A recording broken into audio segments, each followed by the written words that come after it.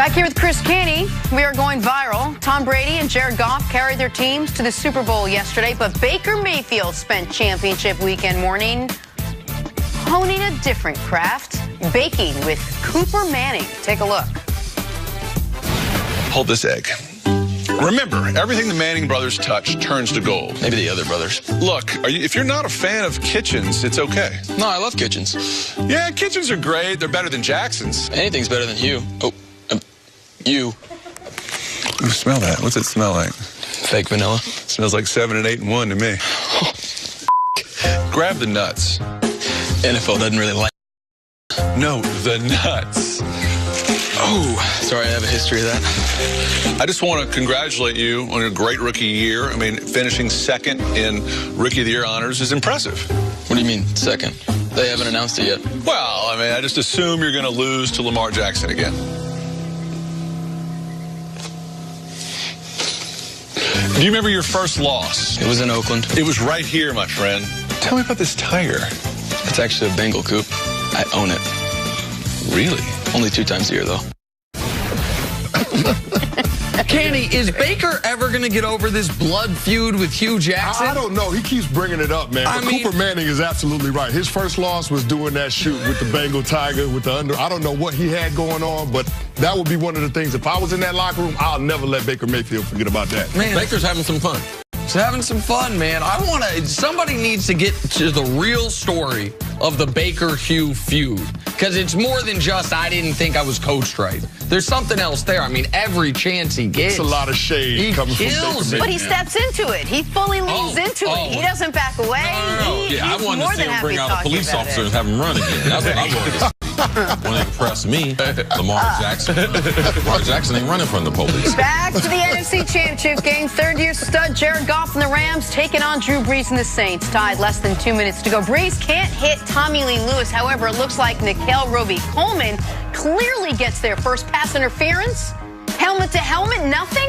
No call from the refs on the play. Sean Payton can't believe it. Saints kick a field goal to make it 23-20. Less than a minute left. Goff to Robert Woods. Gets into field goal range. Sets up this 48-yard field goal for Greg Zuerlein. And we are going to overtime.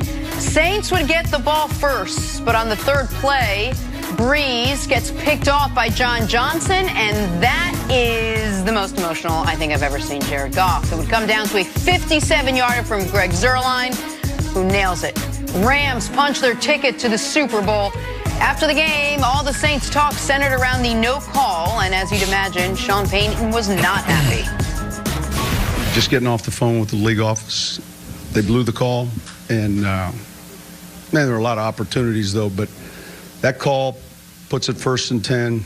We're on an E3 plays, and it's a game-changing call, and it's where it's at. Without bashing a so-said referee who's supposed to be a lead at his job, I don't know, blame it on the government shutdown, I don't know. At some point, this is ridiculous. Listen, it's a hard job for those guys because it's happening fast, but I don't know if there was ever a more obvious pass interference call that, here it is, the NFC Championship game. So, tough one to swallow. Came to the sideline, looked at the football guys, like, thank you. Got away with one tonight. If there's anything I've learned from being on this show, it's that games don't come down to one play. There's always a lot that factors in. But did this happen in this game? Did the refs cost the Saints a chance at the Super Bowl, Canty? Jenna, I'm right there with you. I typically don't think the game comes down to one play. But if they get that pass interference call on the throw to Tommy Lee Lewis in that situation, they got the ball 1st and 10 down in the low red zone. And the Saints had made sure that they forced the Rams to burn a timeout with their second down call because they ran with Alvin Kamara. So it was a situation where the Rams would have had to burn their last timeout. And, of course, the Saints would have had the opportunity to run the clock down, kick a field goal, game over. But the fact is that they didn't make that call. And, of course, they kicked the field goal, but they left just enough time for Jared Goff and that Rams offense to drive the ball 45 yards for Legatron to kick that field goal to push it into overtime. So I will say this. Sean Payton didn't do himself any in terms of the sequence of play calling, because I don't believe that he should have called that pass to Michael Thomas, that pick play on first down. I just think there was a situation where you forced them to address the time issue. At that point, the time means more than the yardage. I thought that they should have forced the Rams to try to utilize those timeouts, burn those timeouts, leave as little time on the clock as possible, and then you kick the field goal to go ahead, and you see what Jared Goff can do. Because it's a different situation when he's getting the ball with a minute 40, minute 50 left on the clock in a timeout, as opposed to less than a minute, no timeouts. I disagree with you, and the reason why, because in the NFL, I haven't seen a completion that was more high percentage than the one they were trying to throw to Michael Thomas. Almost every team in the league runs it, either at 3rd and short at the goal line or 4th and short, where you can set a pick play because they're going to throw the ball within 2 yards of the line of scrimmage. You can see right here, the DB falls down. The wide receiver has a lead block on the one defender that's out there. So if I am going to throw the ball, and I know you guys have the benefit of realizing it didn't work, realizing they didn't win the game. But you're talking about high percentage. The safest throw I have with the quarterback who throws the ball better than anyone who's ever thrown the ball from a percentage standpoint. So that should be easy for them to be able to do. Drew Brees rushes it, ball gets stuck in his hand a little bit, comes out low, but that is a running play.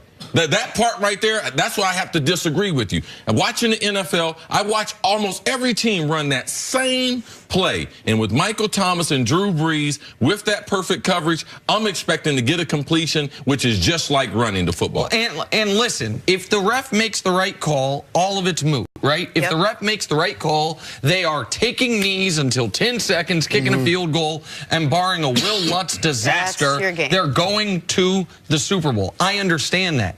But the reason why that, in my eyes, is not like a running play is because a running play has a 0% chance of an incompletion. Well, there's a chance of a fumble. Of a fumble, when they got 9 guys in the box, you're worried about run-throughs. No, I understand. That's why coaches throw the ball, especially on first down. They know they're going to disregard everything else, and every guy on that defense is trying to hit a gap. And Alvin Kamara had a fumble earlier in the game because Aaron Donald got penetration. I'm with you. I completely understand Of course, but the reality is if the Rams have 3 timeouts, it's a different story.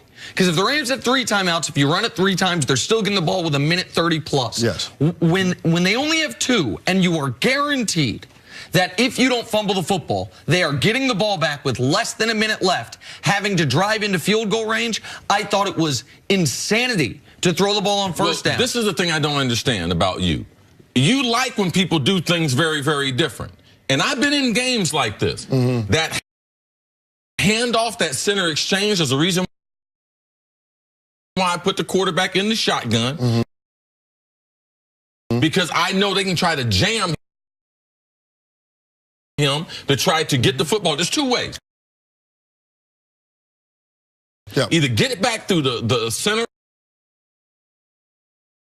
quarterback exchange, or in the exchange between the quarterback before he gives it to the running back. So I know with the defense and the type of look, it's almost the safest thing. I'm not expecting Drew Brees to choke the ball, clutch it, or to whatever it was, to throw it in the dirt. You have to put some human elements in there. The strategy was perfect. The execution was not perfect. Well, here's the thing. I think you have less of a margin for error when you're throwing the ball in that situation. 2 yards. Because you are playing the clock. You are not playing the opponent. Now, if the refs make the right call, which was the beginning of this whole discussion, this would not be what we're talking about. And it's unfair to Drew. Like, this is a legacy moment. There's a lot of things involved here where this is, I don't know how, if you're Drew Brees, you get over this. Like, this was your opportunity. Throw the ball better to Michael Thomas. That's how on the first down. I'm talking about this call on 3rd down. But I understand the Saints' frustration throughout all of this, but it didn't need to come down to that ref's call. Yep. All right, Chris, thank you. Coming up, how impressive was Pat Mahomes going toe-to-toe with Tom Brady? That's next on First Things First.